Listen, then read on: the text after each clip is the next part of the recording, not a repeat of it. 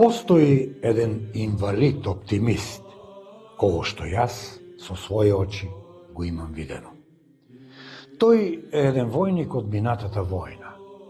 Непријателски куршум му поминал низ телото покрај рбетниот столб.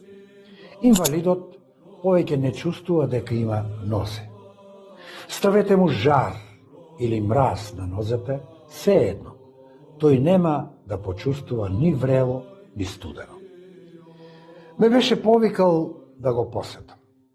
Почувствував тага, помешана со страв, кога задзвонив на неговата врата. Тој ми пишуваше за неговата неволја и јас има представа за еден меланхоличен безволник. Ме пречека неговата мајка, на лицето насмев. Што ли ке значи таа насмевка? Влеговме во полутемната соба. На еден голем стол покрај прозорецот седеше мојот познаник, засаден, навален. Свенатото жолто лице проблеснуваше со радост. Ми се чинеше дека гледам светол венец околу тоа килибарно лице. Јас седам тука од утро до мрак, почне инвалидот, и го наблюдувам животот преку прозорецот. Од утро до мрак, а понекогаш од утро до утро. Мајка ми ја намести оваа полутемна соба, бидејќи тогаш животот што го наблюдувам на улицата ми се чини појасен и посветол.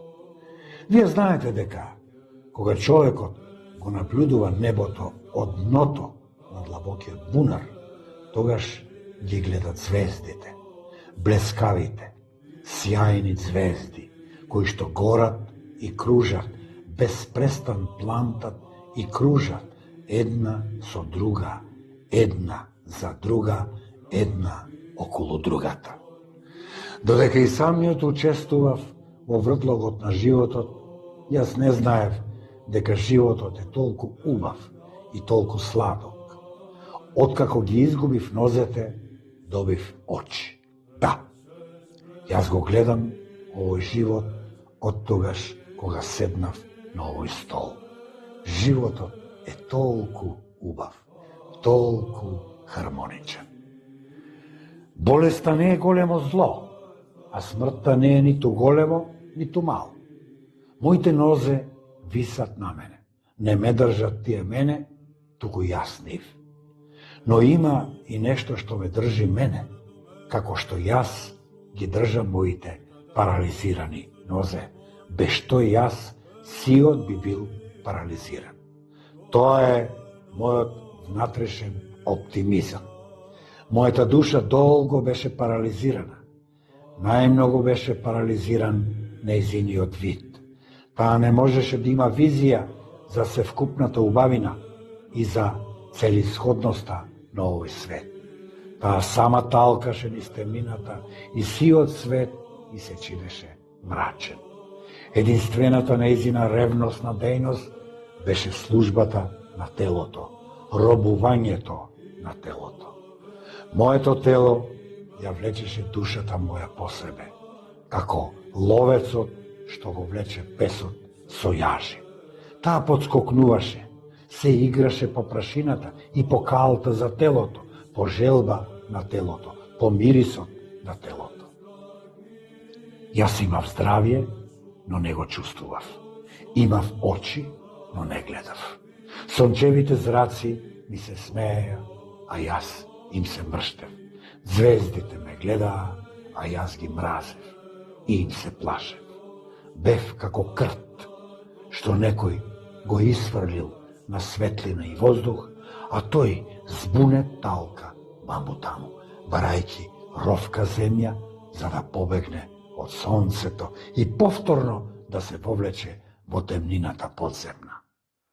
Фала Богу што непријателот ме онеспособи вака. Тој непријател ми е најголемиот добротвор. Ги изгубив нозете, а ја добив душата. Колку е мудар Господ. Тој го употребува и најсуровото средство кон нас заради нашето најголемо добро. Јас ги дадов нозете за душата. Да знаете само колку повеќе вреди душата од нозете. Откако седам на овој стол и го наблюдувам светот низ прозорецот, јас ги средив своите мисли и своите чувства. Хаосот долго владееше во мојата глава и во моето срце.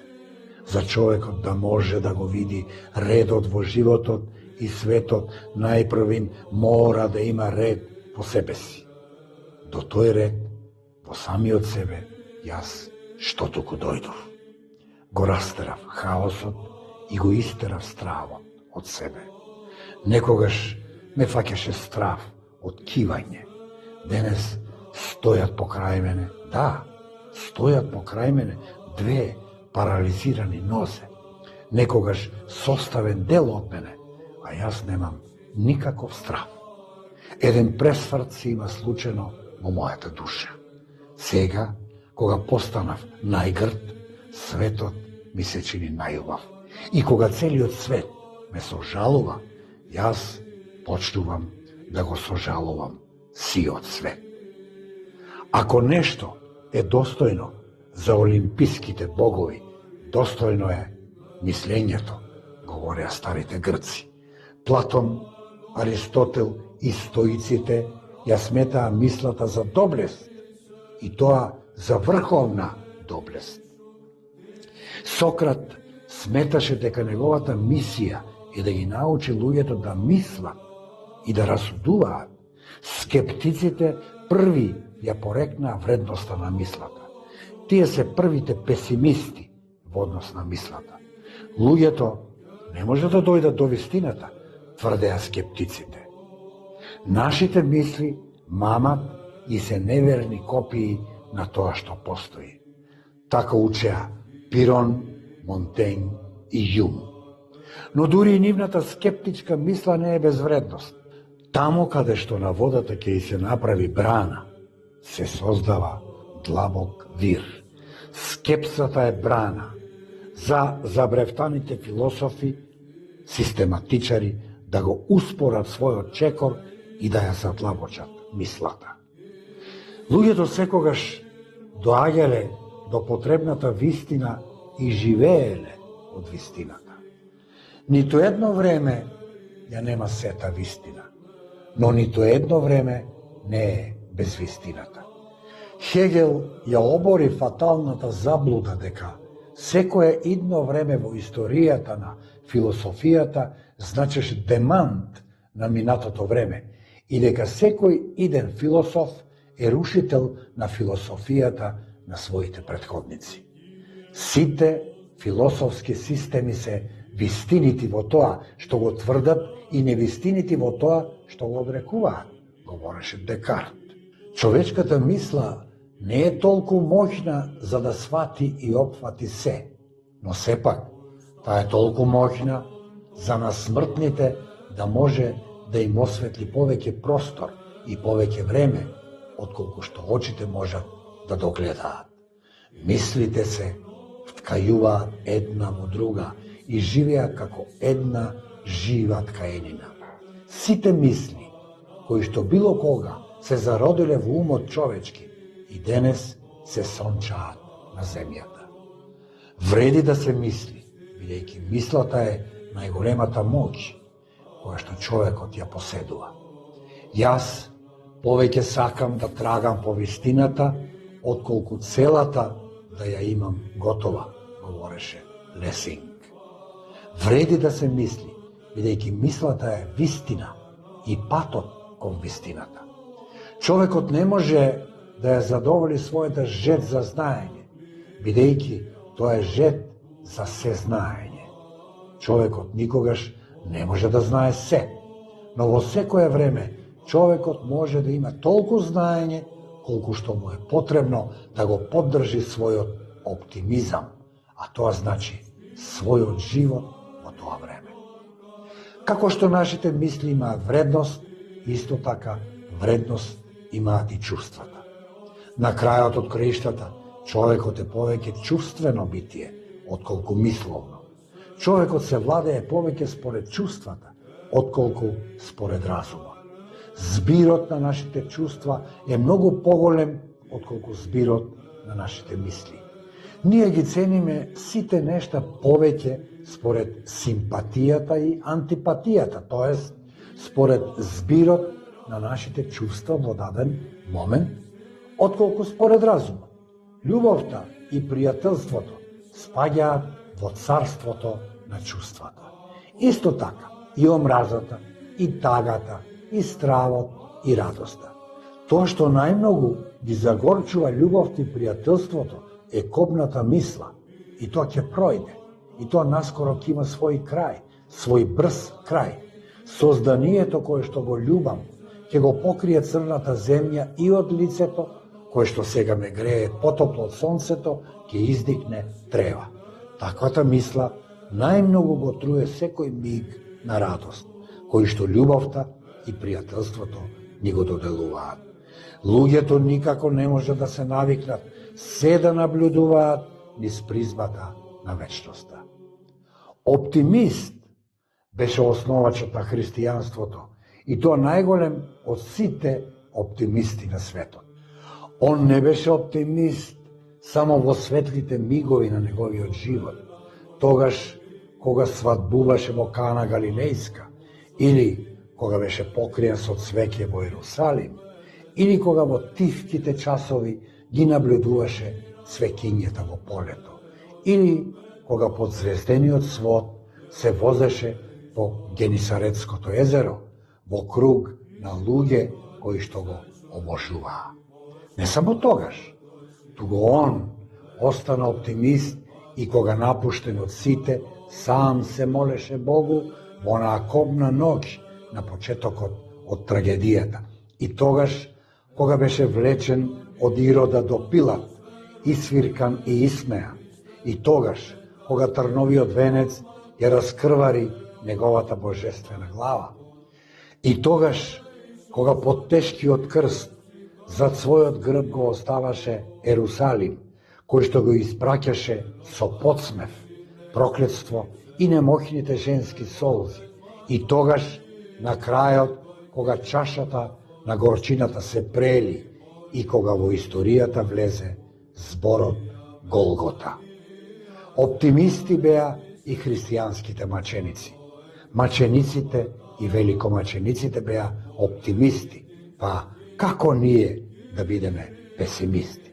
Оптимисти беа и оние кои што во римските циркуси се бореа со дивите зверови на веселба на Цезарот. Оптимисти беа и оние кои што гореа во катран по парковите на веселба на императорот и неговите жени.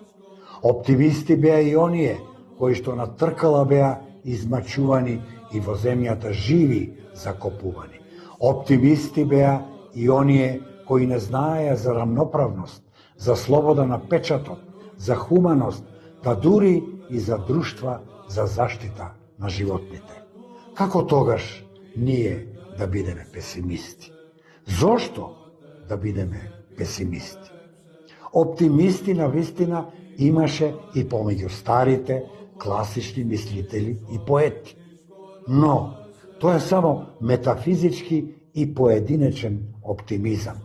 Христијанскиот пак оптимизам е испробан оптимизам и оптимизам на мнозина.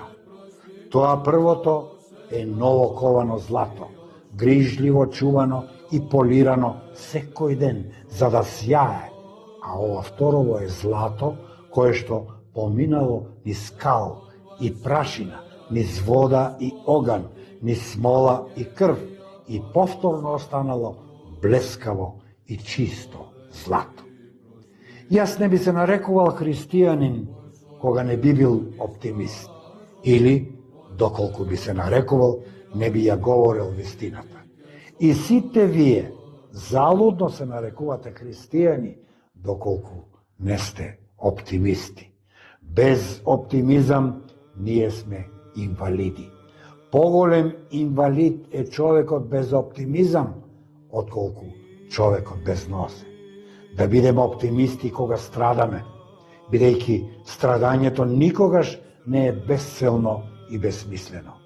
Да бидеме оптимисти кога губиме и кога добиваме, кога ќе остариме и кога сме млади. Секоја возраст има своја величина и особена убавина. Да бидеме оптимисти доколку не сакаме да бидеме инвалиди во душата, тоест многу поголеми инвалиди од оној инвалид, оптимист, кој што седи без нозе на столот и низ прозорецот го наблюдува животот. Да бидеме оптимисти во мислите, бидејќи само оптимистичките мисли достигнуваат до Бога. Да бидеме оптимисти во чувствата, бидејќи оптимизмот е лек за жалоста и извор на вистинска и вечна радост. Да бидеме оптимисти во нашите дела, бидејќи нашите дела се вткајуваат во делата Божји и остануваат вечни како Божјите дела. Да бидеме оптимисти, бидејќи животот е оптимизам, а ние, луѓето, сме најдобрите столбови и најубавиот израз на животот.